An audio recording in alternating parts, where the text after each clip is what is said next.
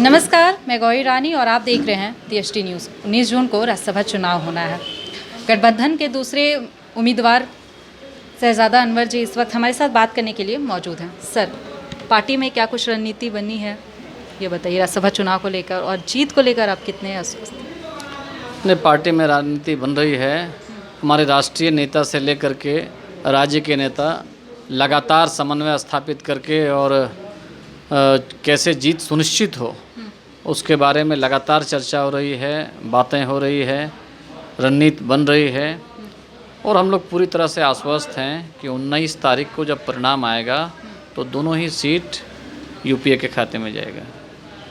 भारत निर्वाचन आयोग ने विधानसभा अध्यक्ष जिन्होंने जो वोटर लिस्ट जारी किया था उसे खारिज करते हुए नए वोटर लिस्ट भेजने का आदेश दिया है, जिसमें प्रदीप यादव और बंधु तिर्की को निर्दलीय विधायक की मान्यता देने को कहा है। इससे क्या विधानसभा चुनाव में कुछ असर पड़ेगा? पार्टी के आंकड़ों पर इस पर कोई फर्क नहीं पड़ेगा।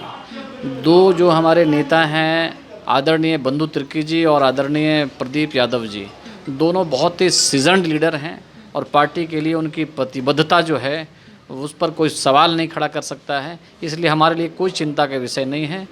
ये बात अच्छी होती कि उनको कांग्रेस के कैंडिडेट के तौर पर ही, कांग्रेस के एमएलए के तौर पर ही कंसिडर करता इलेक्शन कमीशन। लेकिन जैसा कि सारे लोग इस बात को जान रहे हैं कि पूरे देश के अंदर में पिछले 6 सालों में जो हो रहा है, इसलिए कोई आश्चर्य का विषय नहीं। जिस प्रकार से कॉन्स्टिट्यूशनल बॉडीज़ को जो है प्रभावित किया जा रहा है केंद्र सरकार के द्वारा, तो हम लोग ये मान करके चल रहे थे कि ऐसा कुछ हो भी सकता है। इसलिए हम लोग मेंटली प्रिपेयर थे। सरयू राय ने कहा है कि तीसरे कैंडिडेट उतारने से हॉर्स ट्रेडिंग की संभावनाएं बढ़ जाती हैं, तो इस पर क्या कहें? नहीं, आदरणीय सरयू राय जी बहुत गंभीर राजनेता हैं और उनका हम लोग सम्मान करते हैं और उन पर हम कोई टिप्पणी नहीं करना चाहते। लेकिन हम ये कह सकते हैं कि सरयू राय जी का इस मामले में जो है कहना वो न्याय संगत नहीं है। झारखंड में राज्यसभा के चुनाव में कई बार जो है प्रतिस्पर्धा हुई है, कंपटीशन हुआ है, तो इस वजह से इस तरह की बात करना जो है मुझे नहीं लगता है कि ठीक है। और उन्होंने कुछ विचारधारा को लेकर के भी बात कही थी। हम सिर्फ इतना कह सकते हैं कि हम लोग जो है महात्मा गांधी और बाबा साहब अम्बेडकर के विचारधारा को मानने वाले लोग हैं। मुझे लगता है कि इस विचारधारा से उनको भी आपत्ति नहीं होगी।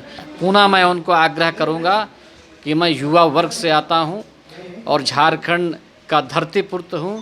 झारखंड के हितों की रक्षा जो है मैं भारतीय जनता पार्टी के जो कैंडिडेट है उससे ज़्यादा बेहतर तरीके से कर सकता हूं उच्च सदन के अंदर में, ऐसा मेरा आत्मविश्वास कहता है। सरयू राय जी को अपने निर्णय पर पुनर्विचार करना चाहिए। सभी के अपने अपने दावे हैं। 19 जून को नतीजे आने हैं। फिलहाल क्या 19 जून को नतीजे आते हैं, ये देखने के लिए देखते रहें DST न्यूज़। गौरी रानी, रांची से।